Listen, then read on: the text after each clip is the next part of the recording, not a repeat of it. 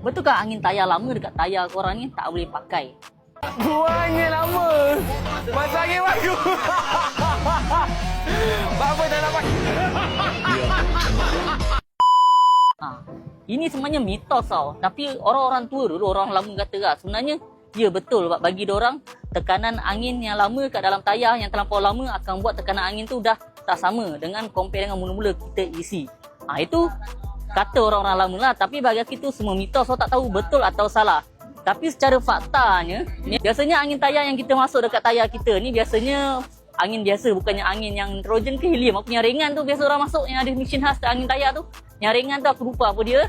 Kita just pakai angin biasa. Kalau angin biasa ni biasanya akan ada uap air.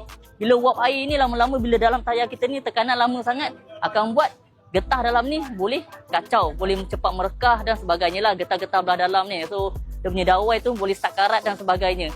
Itu secara teori lah, tapi tak tahu betul ke atau tak yang menyebabkan angin tayar yang lama tak boleh pakai dekat tayar, akan kacau performance motor. Tak tahu betul atau tak betul. So korang rasa apa jawapan dia? Ke korang ada pendapat korang? Cuba komen dekat bawah. Tapi untuk korang yang mana nak cari tayar yang terbaik untuk cuaca hujan dan panas, cuaca Malaysia ni, grip hujan dan panas, boleh pakai tayar Metanov kita, compound medium soft, sesuai untuk cuaca hujan dan panas. Geng-geng rider banyak pakai dekat tayar kita. Temu korang yang selalu pergi kerja, balik kerja naik motor tu. Tayar ni kat Tahniah Garas memang laku keras. So untuk korang dah try ke belum pakai tayar Metanov ni kita? Boleh try. Cuaca hujan ni safety penting. Dapatkan tayar compound medium soft. Harga pun berbaloi.